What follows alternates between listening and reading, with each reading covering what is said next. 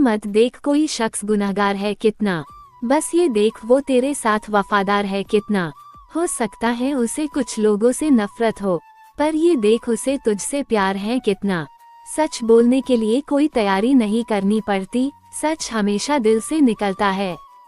मित्रों, जय श्री कृष्णा। प्रिय दर्शकों, एक बार फिर आपके अपने चैनल मोरल माई स्टोरी में आप सभी प्यारे दर्शकों का हार्दिक स्वागत है। वीडियो शुरू करने से पहले यदि आप नए हैं तो चैनल को अभी सब्सक्राइब कर लीजिए, ताकि भगवान श्री कृष्ण से जुड़ी धार्मिक वीडियो आपको हर रोज मिलती रहे। चलिए मित्रों, शुरू करते हैं। भगवान श्री कृष्ण को प्रेम के देवता के रूप में जाना जाता है, और जो भी भक्त पूरी श्रद्धा के साथ भगवान श्री कृष्ण की सेवा करता है, भगवान श्री कृष्ण के आशीर्वाद से उसे संसार के हर सुख प्राप्त होते हैं। प्रिय मित्रों, सत्यभामा कृष्ण की दूसरी पत्नी थी। वो एक बहुत ही घमंडी स्त्री थी। उसका ये मानना था कि वो सबसे सुंदर और सबसे अमीर स्त्री थी, क्योंकि उसके पिता एक बहुत ही धनवान व्यक्ति थे। तो सत्यभामा जितने और जो रत्न और आभूषण और संपत्ति चाहती थी वो सब उसके पास थे। स्वाभाविक रूप से घमंड उसकी एक बड़ी समस्या थी। प्रिय मित्रों, एक बार कृष्ण के जन्मदिवस के अवसर पर सत्यभामा ने सोचा कि वो सबको दिखाएगी कि वो कृष्ण को कितना प्यार करती थी। तो उसने तय किया कि वो कृष्ण के वजन जितना सोना शहर के लोगों में बांटेगी। इसे तुलाभार कहते हैं। ये मंदिरों में होता है। लोग एक बड़ी तराजू में अपने वजन के बराबर का मक्खन, घी या चावल या कुछ और रखकर वो चीज लोगों में बांटते हैं। चावल, नमक, दाल या सोना या वो कुछ भी आप दे सकते हैं जो देना चाहें। ये प्राचीन परंपरा हमारी संस्कृति का एक हिस्सा है। प्रिय मित्रों, सत्यभामा ने तुलाभार की व्यवस्था की। लोग बहुत प्रभावित हुए, पर कृष्ण पर इन बातों का कोई असर नहीं हुआ। वे जाकर तराजू के एक पलड़े पर बैठ गए। सत्यभामा जानती थी कि उनका वजन लगभग कितना है, और उसने उतना सोना तैयार ही रखा था। पर जब उसने सब सोना दूसरे पलड़े पर रखा तो कांटा जरा भी नहीं हिला। कृष्ण का पलड़ा थोड़ा भी ऊपर नहीं हुआ। ऐसा ही कुछ तब भी हुआ था जब कृष्ण एक शिशु थे। एक राक्षस आकर उन्हें ले जाने लगा। तब कृष्ण ने अपना वजन इतना बढ़ा लिया कि राक्षस वहीं गिर पड़ा, और कृष्ण ने उसके ऊपर बैठकर उसे कुचलकर मार डाला। क्रिया योग में एक ऐसा तरीका है जिससे कोई योगी अपना वजन बढ़ा या घटा सकता है। ऐसी बहुत सी कहानियां हैं कि ऐसे योगी भी थे जो पहाड़ की तरह भारी हो जाते थे। तो इस बार भी कृष्ण अपना वजन बढ़ाकर तराजू में बैठ गए। सत्यभामा ने उतना सोना दूसरे पलड़े पर रख दिया था जितना उसके हिसाब से कृष्ण के वजन के बराबर था, पर कुछ हुआ ही नहीं। तब तक शहर के सभी लोग ये घटना देखने के लिए आ गए थे। तब उसने अपने नौकरों से वो सभी गहने मंगवाए जो उसके पास थे। एक के बाद एक वो गहने डालती जा रही थी और सोच रही थी कि काम हो जाएगा, पर कुछ नहीं हुआ। तब उसने वो सब कुछ भी रख दिया जो उसके पास था, पर पलड़ा जरा भी नहीं हिला।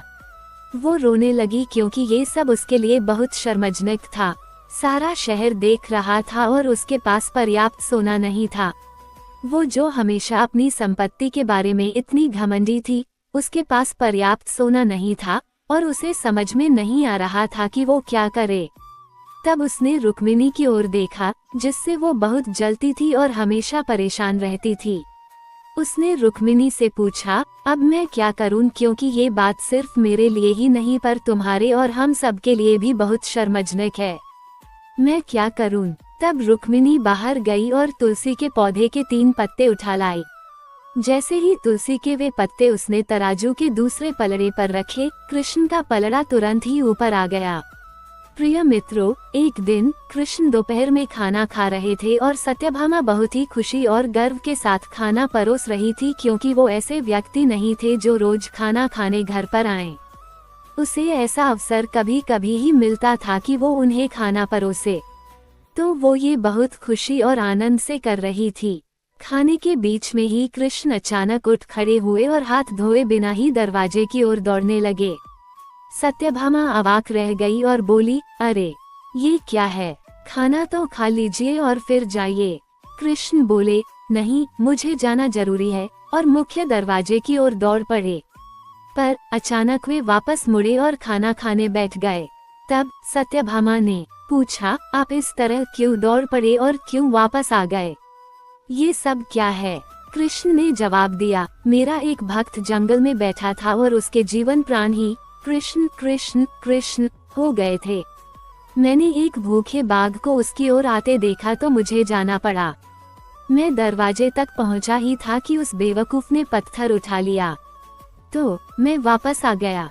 अब उसे अपने आप ही अपनी परिस्थिति संभालने दो। एक बार कृष्ण के जन्मदिवस के अवसर पर उत्सव मनाने के लिए बहुत बड़ी तैयारियां की गई थीं। नृत्य, संगीत और भी बहुत कुछ। लोग बड़ी संख्या में इकट्ठा हुए पर कृष्ण घर में ही बैठे रहे। वे शायद उसमें भाग लेना नहीं चाहते थे। वैसे तो कृष्ण हर तरह के उत्सव के लिए हमेशा तैयार ही होते थे, पर इस दिन किसी वजह से उनकी इच्छा नहीं थी। रुक्मिणी आई और पूछने लगी, नाथ, आपको क्या हो गया है? क्या बात है? आप उत्सव में शामिल क्यों नहीं हो रहे? कृष्ण बोले, मुझे सिर दर्द है। हमें नहीं मालूम उनको वास्तव में सिर दर्द था या नहीं। हो सकता है कि वाकई हो और ये भी संभव था कि वे नाटक कर रहे हों। उनमें वो योग्यता थी। रुक्मिणी बोली, हमें वैद्यों को बुलाना चाहिए। तो वैद्य आए। उन्होंने हर तरह की दवाइयाँ दी। कृष्ण बोले, नहीं, ये सब चीजें मुझ पर असर नहीं करेंगी। लोगों ने पूछा, तो हमें क्या करना चाहिए? तब तक बहुत सारे लोग इकट्ठा हो गए थे। सत्यभामा आई, नारद आए। हर कोई परेशान था। क्या हो गया? क्या हुआ है? कृष्ण को सिर दर्द है। हम उन्हें ठीक करने के लिए क्या करें? कृष्ण बोले, कोई जो मुझे वाकई में प्यार करता हो, वो अपने पैरों की धूल अगर मेरे सिर पर मल दे तो मैं ठीक हो जाऊंगा। सत्यभामा बोली, ये क्या बात हुई?